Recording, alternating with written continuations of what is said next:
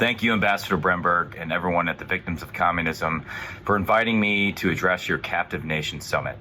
Victims of Communism hosted the first event that Ranking Member Krishnamurthy and I did together for the Select Committee on the Chinese Communist Party. At that event, we spoke with many of the victims of the CCP's brutality. Their stories were harrowing. No one left that room the same as when they got there. It was a poignant reminder of what we're up against.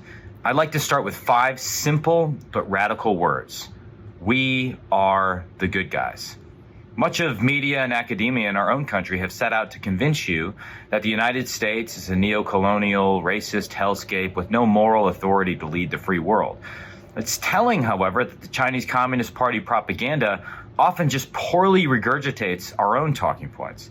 And while self-criticism is a vital part of democracy, we can't lose track of the fact that we are the good guys.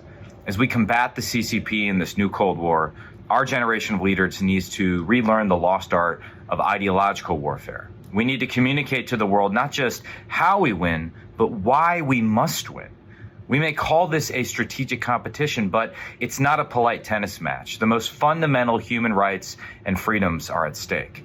Ideological warfare is about making sure people know the genocidal, techno-totalitarian truth about the Chinese Communist Party. Our contest with communism is not just about 2 different ways to organize economies, but an existential struggle for individual freedoms against totalitarian oppression.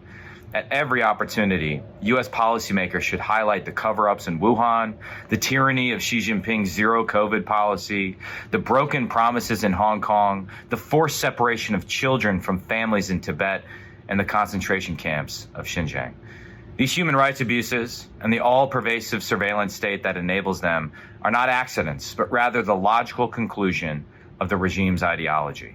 We must launch an ideological offensive and ensure the world knows this. To do so, first and foremost, the United States must promote its values and track record, not be embarrassed by them.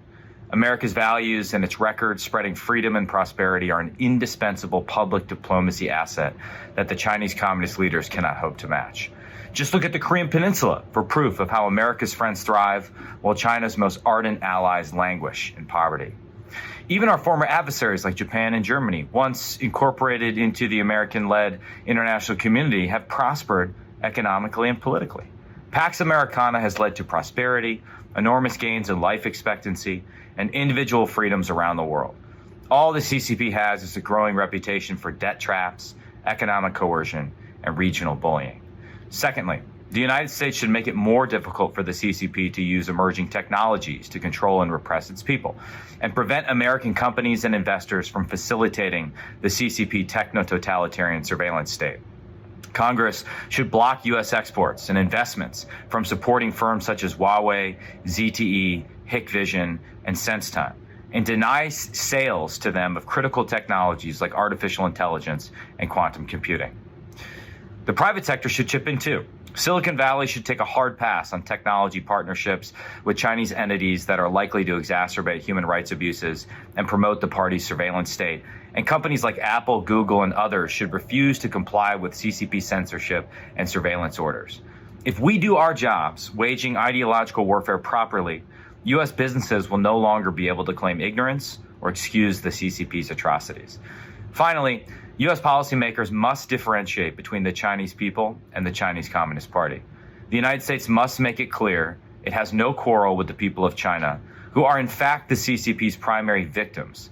The truth is that the Chinese people and the American people are on the same side, because the CCP has made it clear that their vision for the Chinese people is the same as their vision for America in the world. Above all, we must resist vigorously, ideologically, as well as economically and militarily. Because as the famous Soviet dissident Alexander Solzhenitsyn put it, the very ideology of communism, all Lenin's teachings are that if you can take it, do so. If you can attack, strike. But if there's a wall, then retreat. The communist leaders respect only firmness and have contempt for persons who continually give in to them. We need to be like Solzhenitsyn's wall, firm, self-assured, and resolute in the face of communist threats. But most of all, we need to be unshakable in our conviction that American freedom is our most precious possession and worth fighting for. On our worst day, we are miles better than the CCP. all of the victims of communism work shows that there is no moral equivalence that can be drawn. In other words, we are the good guys, and we're going to win.